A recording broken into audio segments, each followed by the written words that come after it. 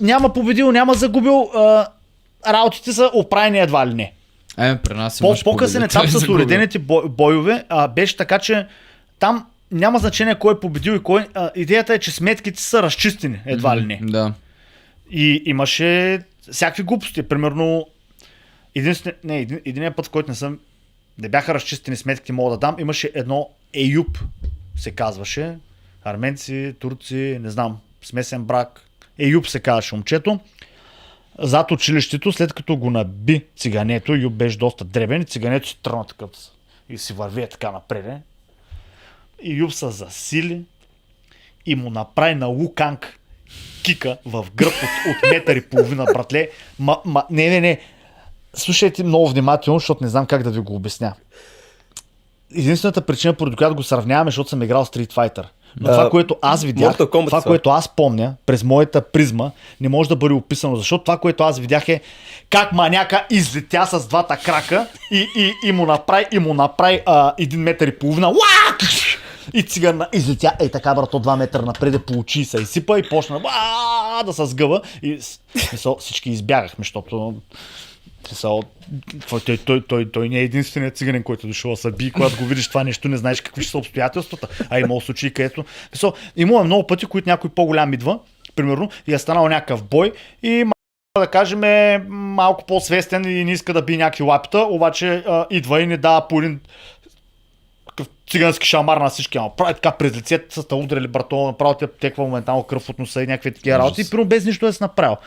Имало случай, където един кюфтето, Амет Кюфтето, сигурно имаш записано за него в тетрадката, с него се бихме в един автобус. За него няма, между другото. Амет Кюфтето каза... Имам, да. Добре, после ще говорим за Амет Кюфтето. Дай, кай за Амет Кюфтето.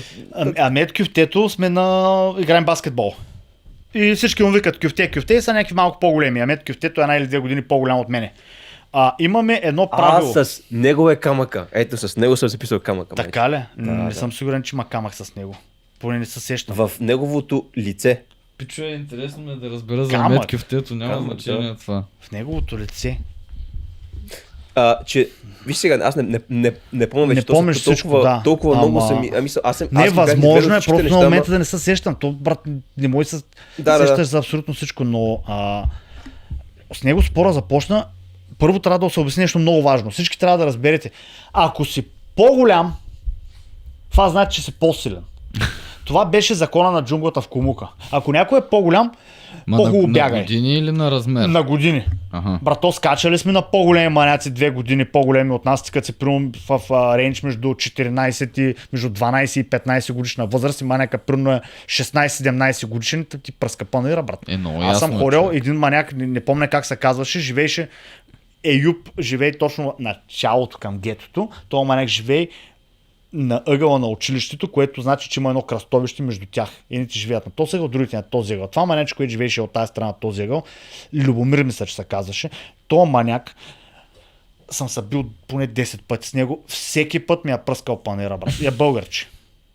Беше 2-3 години по-голям от нас и постоянно отивах и му се злобих. И спомням един конкретен път, където ме биха повече от нормалното. Отивах и му казах, майна, имам рожден ден, вече съм примерно да кажем на 14, той маняка е на 16-17, направо ми пръска панера. И беше от... маняка знаеш за какво стана въпрос, брат. Там се ползваха мръсни работи. Ретници в топките, лакти в челото. Всичко позволява. Ама то ясно ги дах. Манек, ти си мислиш, че този маняка, като ти кам, че ме е набил, бима до момента, в който не може да продължим, защото не можеш да мъртвиш. Не, трябва да не продължаваме, защото трябва да се пребим, брат. Смисъл, имало е случая, където дядо му излиза и вие луди ли сте, идват на разтърва дядо му, брато. В смисъл, бием се, аз съм лапи и се бия до последно. В смисъл, трябва да ме убима нека, за да се тръгна, брато. И ако някой не разтърве или не стане нещо, имало случай, където той не иска да продължаваме, просто защото вижда, че става много зле работа, брато. И след малко ще се изтрепиме. А в случая съм бил набит. Не знам как да ти го обясня точно. Това е бой, който знаеш, че е бил прекратен, но ти не си победителя. Което значи, че си бил набит. В боя няма равен, брат.